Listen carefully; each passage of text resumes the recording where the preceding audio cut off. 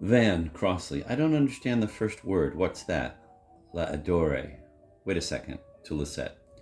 Please stay where you are. Lucette whispers a French child word with two P's. Okay, pointing toward the corridor. Sorry, Polly. Well, is it la adore?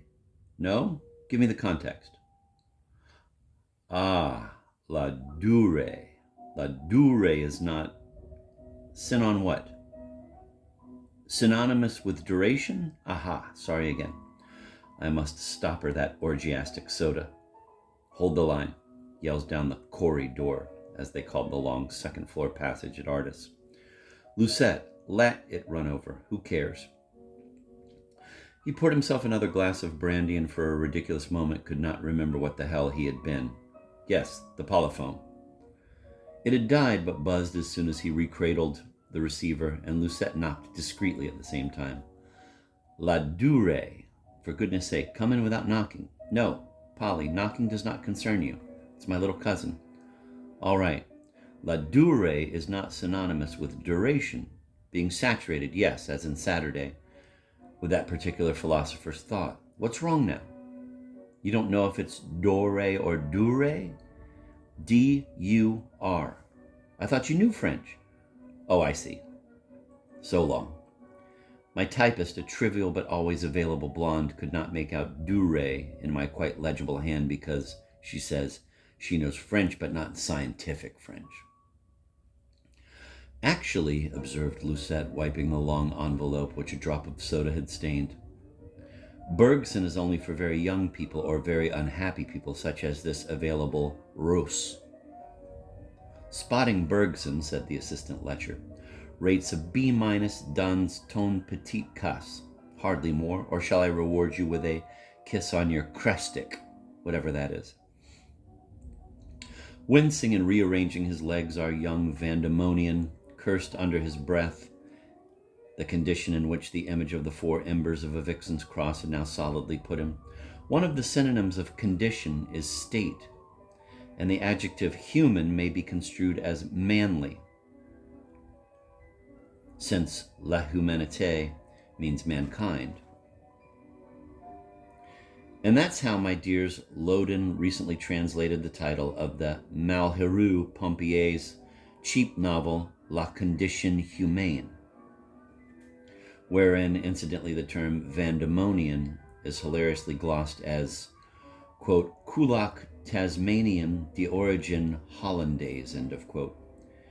Kick her out before it's too late. If you are serious, said Lucette, passing her tongue over her lips and slitting her darkening eyes, then, my darling, you can do it right now. But if you are making fun of me, then you're an abominably cruel Vandemonian. Come, Lucette, it means little cross in Russian. That's all. What else? Is it some amulet? You mentioned just now a little red stud or pawn.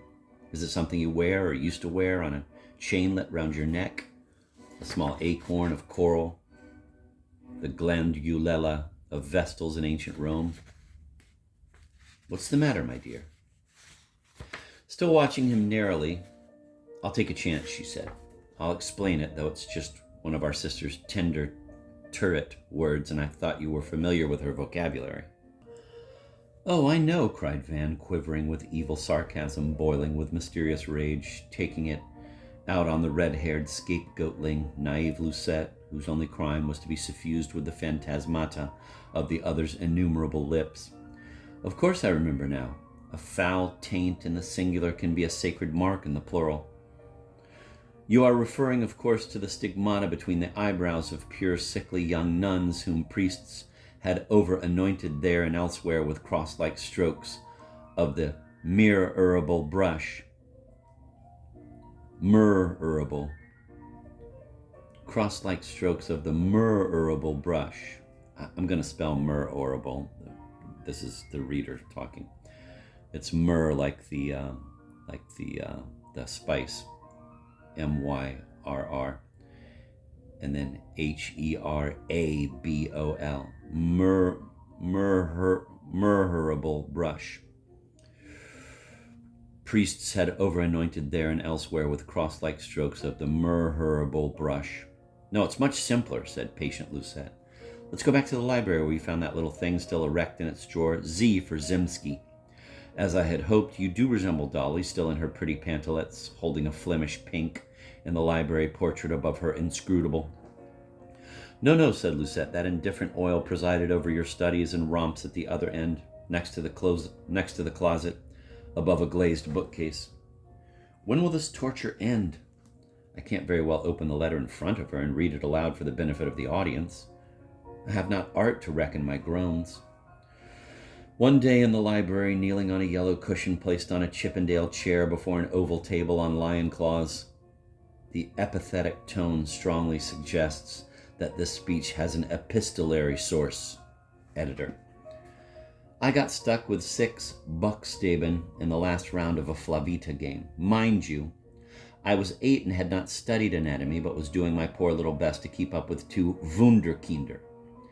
You examined and fingered my groove and quickly redistributed the haphazard sequence which made, say, Lickrot or Roticle.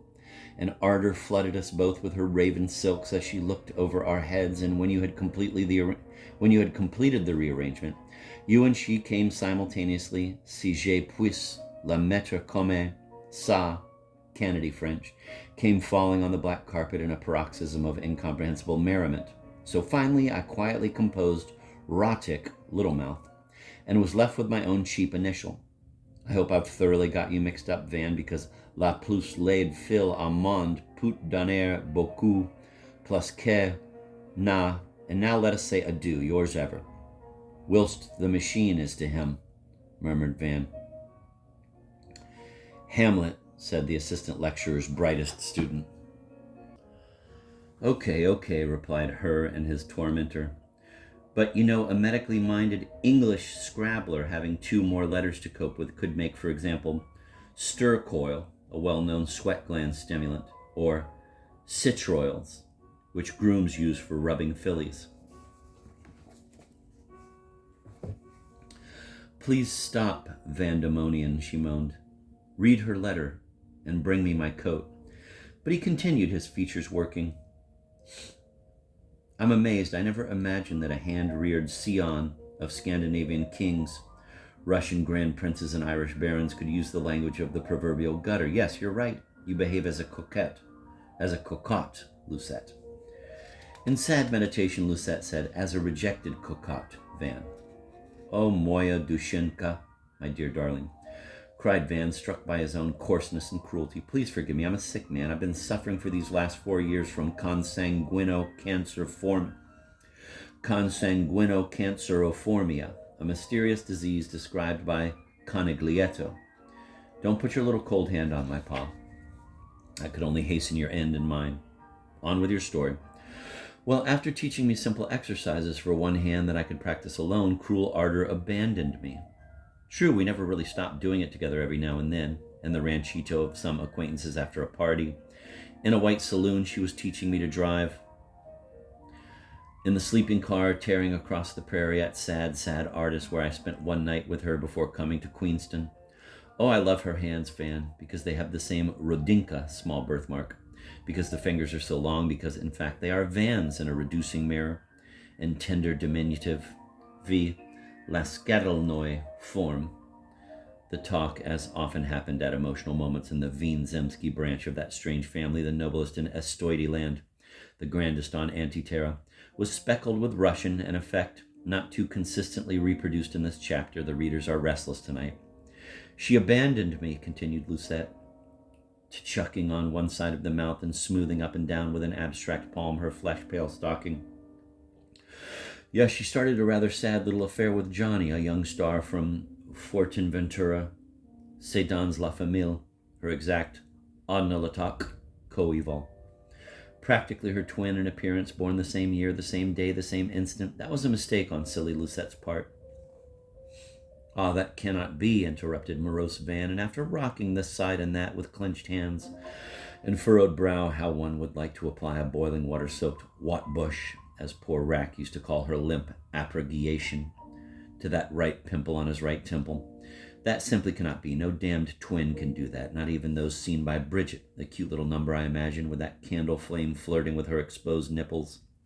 The usual difference in age between twins, he went on in a madman's voice so well controlled that it sounded over pedantic, is seldom less than a quarter of an hour, the time a working womb needs to rest and relax with a woman's magazine before resuming its rather unappetizing contractions. In very rare cases, when the matrix just goes on pegging away automatically, the doctor can take advantage of that and ease out the second brat, who then can be considered to be, say, 3 minutes younger, which in dynastic happy events, doubly happy events, with all Egypt agog, may be and has been even more important than in a marathon finish. But the creatures, no matter how numerous, never come out a la Quelulu. Simultaneous twins is a contradiction in terms.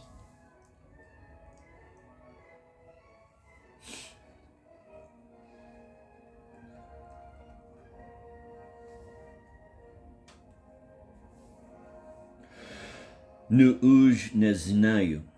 Well, I don't know, muttered Lucette, echoing faithfully her mother's dreary intonation in that phrase, which seemingly implied an admission of error and ignorance, but tended somehow, owing to a hardly perceptible nod of condescension rather than consent, to dull and dilute the truth of her interlocutor's corrective retort. I only meant, she continued, that he was a handsome Hispano-Irish boy, dark and pale, and people mistook them for twins. I did not say they were really twins, or driblets. Driplets? Now, who pronounced it that way? Who? A dripping ooze dropper in a dream? Did the orphans live? But we must listen to Lucette. After a year or so, she found out that an old pederast kept him, and she dismissed him, and he shot himself on a beach at high tide, but surfers and surgeons saved him, and now his brain is damaged. He will never be able to speak. One can always fall back on mutes, said Van gloomily. He could act the speechless eunuch in Stambul, my bulbul, or the stable boy disguised as a kennel girl who brings a letter. Van, I'm boring you? Oh, nonsense. It's a gripping and palpitating little case history. Because that was really not bad, bringing down 3 in as many years, besides winging a 4th. Jolly good shot. Adiana. Wonder whom she'll bag next. You must not press me for the details of our sweet, torrid, and horrid nights together. Before and between that poor guy and the next intruder, if my skin were a canvas and her lips a brush, not an inch of me would have remained unpainted, and vice versa. Are you horrified, Van? Do you loathe us? On the contrary, replied Van, bringing off a passable imitation of body mirth. Had I not been a heterosexual male, I would have been a lesbian. His trite reaction to her set piece, to her desperate cunning, caused Lucette to give up, to dry up, as it were, before a black pit, with people dismally coughing here and there in the invisible and eternal audience. He glanced for the 100th time at the blue envelope, its near long edge not quite parallel to that of the glossy mahogany, its left upper corner half hidden behind the tray with the brandy and soda, its right lower corner pointing at Van's favorite novel, The Slat Sign, that lay on the sideboard. I want to see you again soon, said Van, biting his thumb, brooding, cursing the pause, yearning for the contents of the blue envelope. You must come and stay with me at a flat I now have on Alex Avenue. I have furnished the guest room with bergères and torchères and rocking chairs. It looks like your mother's boudoir. Lucette curtsied with the wicks of her sad mouth. Ah, la Américaine.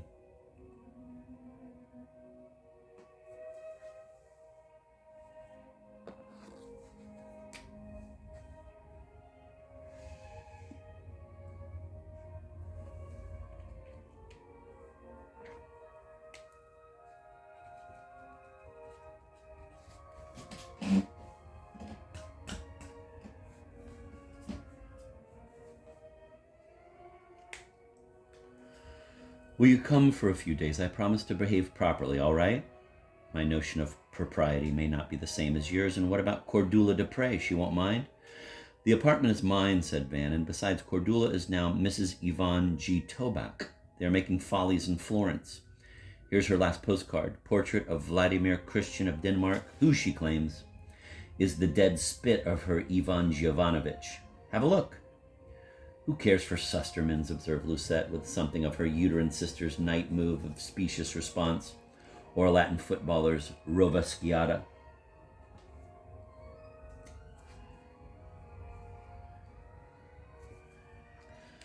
No, it's an elm. Half a millennium ago. His ancestor, Van pattered on, was the famous or fameux Russian admiral who had an épée duel with Jean Nicot, and after whom the Tobago Islands, or the Tobakoff Islands, are named. I forget which. It was so long ago, half a millennium. I mentioned her only because an old sweetheart is easily annoyed by the wrong conclusions she jumps at like a cat, not quite making a fence and then running off without trying again and stopping to look back.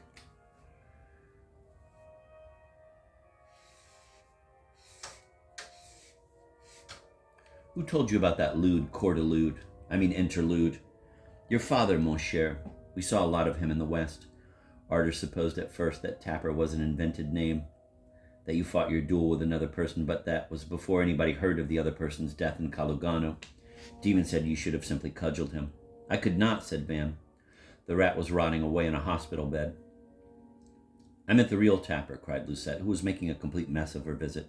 Not my poor, betrayed, poisoned, innocent teacher of music, whom not even Arter, unless she fibs, could cure of his impotence. Driblets, said Van. Not necessarily his, said Lucette. His wife's lover played the triple viol.